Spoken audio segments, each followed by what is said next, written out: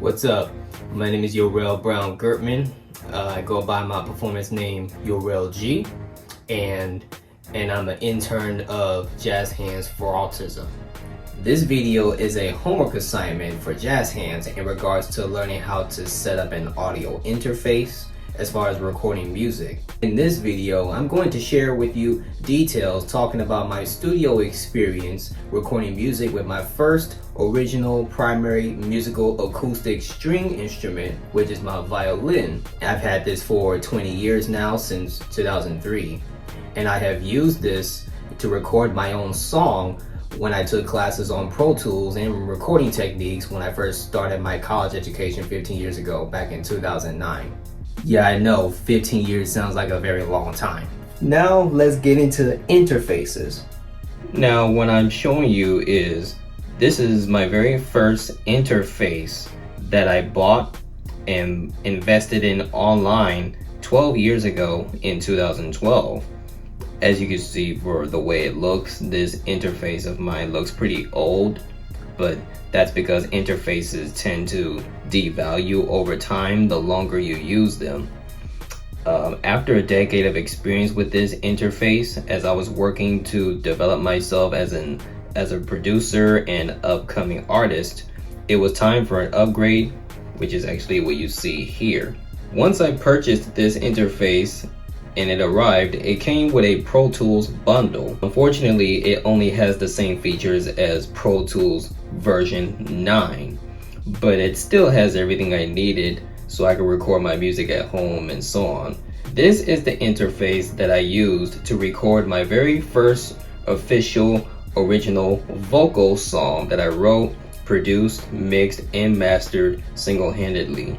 And it's still on all streaming platforms back then when I released it 11 years ago, 2013. At first I didn't know what an interface was until I took a beginner recording techniques course starting in 2010, learning the basics of recording when the studios at my college had analog mixers, mic setups on microphone stands, everything. As you can see, the phantom power of this old interface is in the back, and you can see the outputs and the inputs in the back, which is actually needed for 1/4-inch cables, and these two are actually for your microphones, and you also have this one for your headphones, which is required for you to connect with your 1/4-inch cable. When I started making my own beats 12 years ago in 2012, fast forward to 2013, while still in college, I remember I recorded a song project for a Pro Tools course.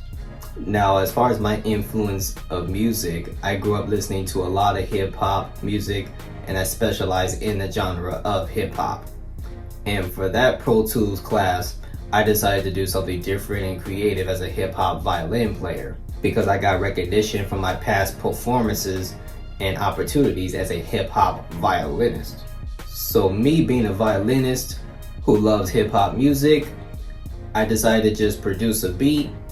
Then once I finished finalizing the beat, I transferred it into Pro Tools, and then I decided to record multiple violin audio tracks and turned it into a harmonic sounding orchestra type of hip hop song. And once I presented it in my class, I got the highest passing grade.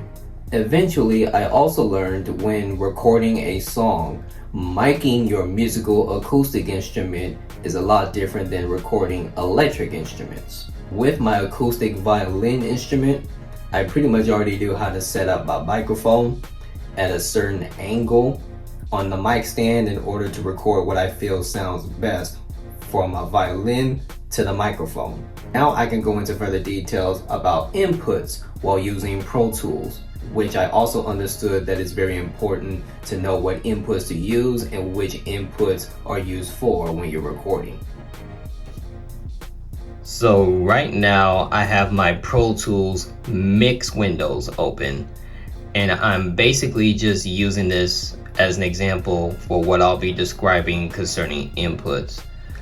As I was mentioning earlier about about a song project that I did when I recorded my violin in my Pro Tools college class many years ago.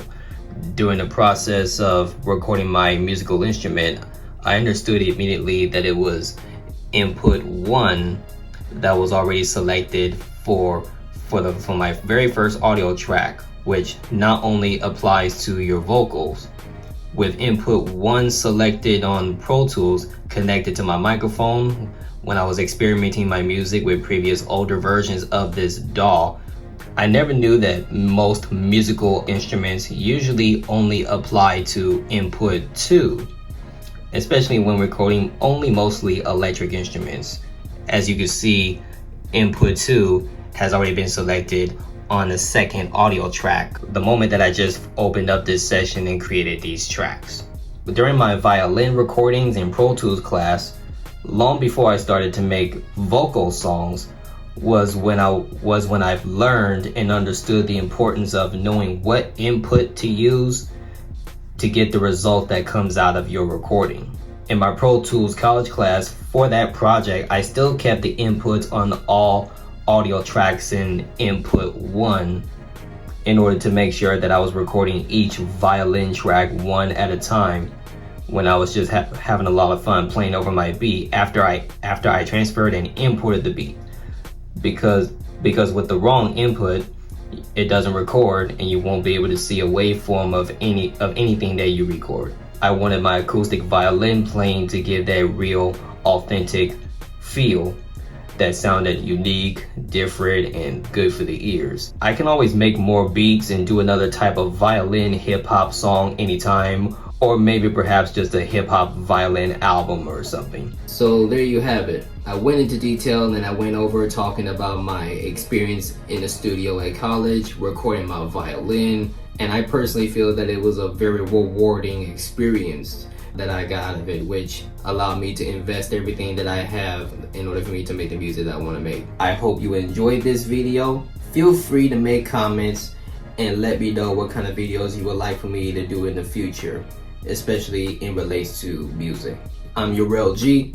I'm signing off. Peace.